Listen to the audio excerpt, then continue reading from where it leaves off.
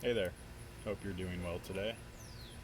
Thought I would take a few minutes to talk about applying logic to mitigating the risk of what we're seeing in terms of increasing rates of infection of COVID 19, more specifically the Delta variant.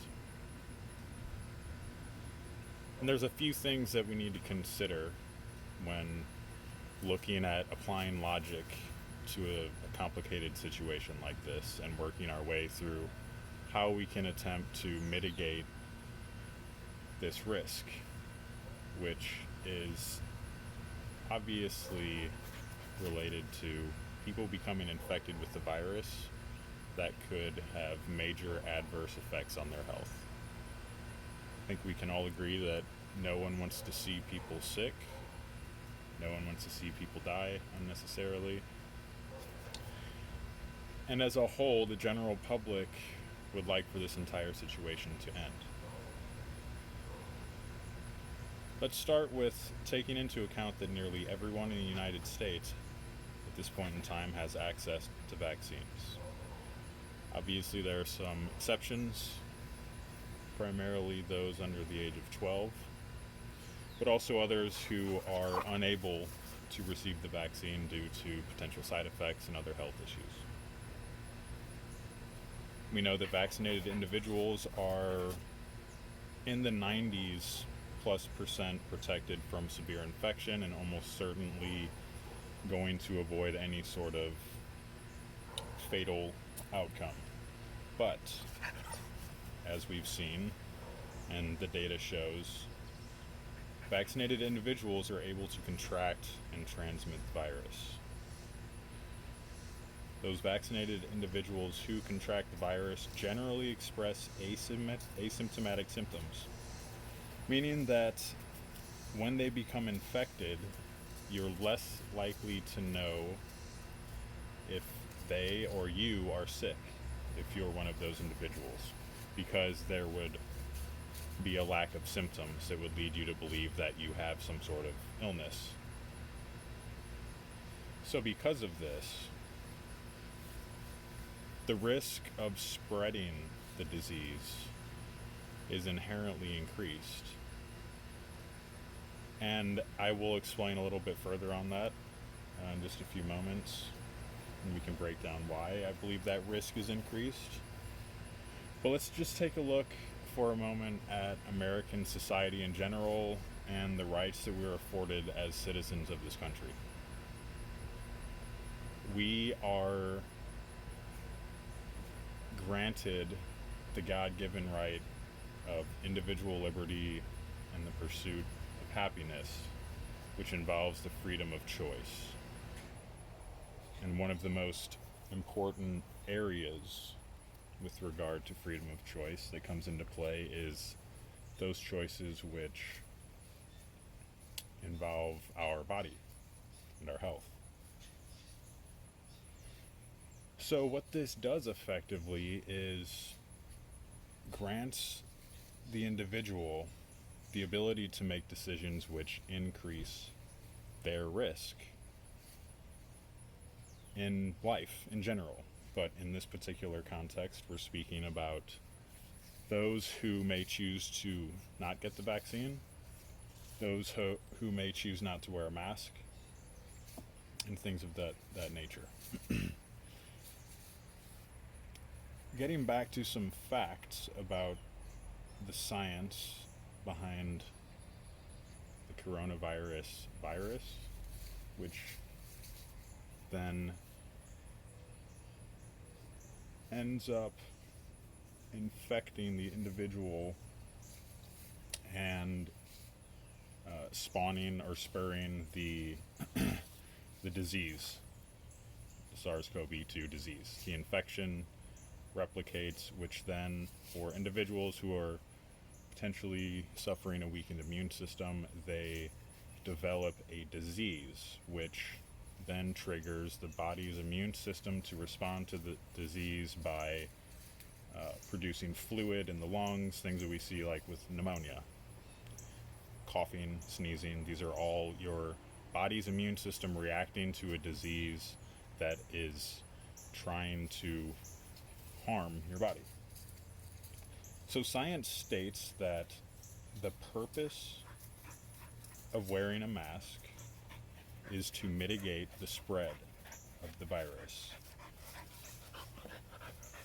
Masks do not necessarily protect against the risk of infection. One of the main reasons why I say that is because you can become infected through your eyes. So, we know that airborne spread of the virus is one of the primary modes of transportation of the virus, and that's how people contract it, typically. Not always, but those airborne viruses can be contracted through the eyes. So if you are simply wearing a mask over your mouth and nose, thinking that you are protecting yourself significantly from infection, science would state that you are wrong, because you're still leaving your eyes completely exposed. So this is why we say and know that masks are worn to mitigate spread. If an infected individual sneezes, coughs, they expel the germs through their nose and mouth. So the mask is there to help reduce the risk of spread. Individuals who believe they may be infected and are advised to wear masks in order to reduce the amount of germs spread through their mouth and nose are, at this point in time, the unvaccinated community. So let's think about what's happening. The CDC guidelines, as outlined and highlighted by the White House in numerous occasions recently, states that those who are vaccinated no longer need to wear a mask. Now, let's begin applying some logic that we had laid out in the statements earlier to what the current guidelines are, and attempt to deconstruct whether or not these guidelines make logical sense. And this is purely a thought exercise. I'll just put that disclaimer out there. This is not any sort of medical advice or me giving anyone direction about how they should make decisions in their personal lives. This is purely an educational thought exercise. So let's apply the logic set forth in the previous statements. One would be led to believe that those most at risk for causing unmitigated spread of the virus would be unmasked, vaccinated individuals. Why do I say this? Because we know that the overwhelming majority of vaccinated individuals who contract the virus are asymptomatic. And those individuals can also transmit the virus. So, that community of vaccinated asymptomatic individuals is walking around, as advised by the CDC, not to wear masks. Well, what's going to happen when an asymptomatic vaccinated individual sneezes or coughs without wearing a mask? The risk that had been mitigated by wearing a mask is completely negated by the guidelines. How does this make sense?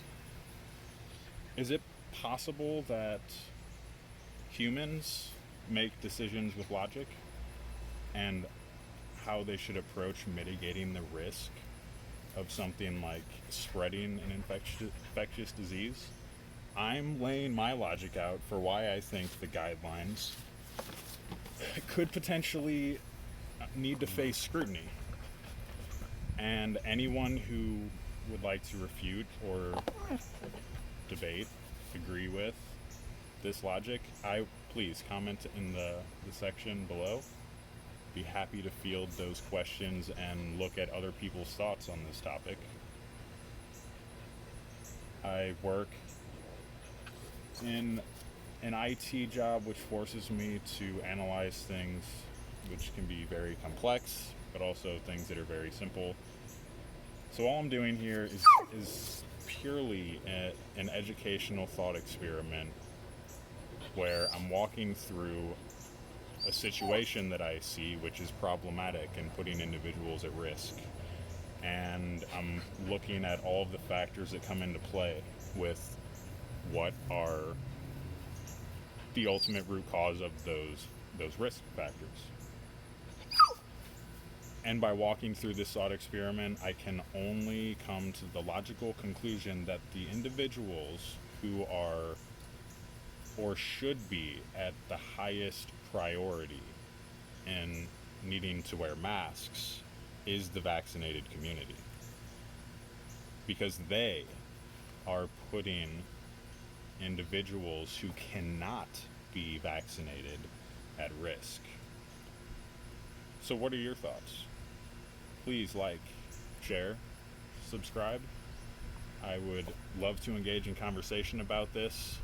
Open conversation and communication is the only way to put forth ideas on the chopping block and either have them walk away standing on their own or have them diced to shreds and falling apart for all to see. Censorship is a major risk, and open discussion is a way to mitigate that risk.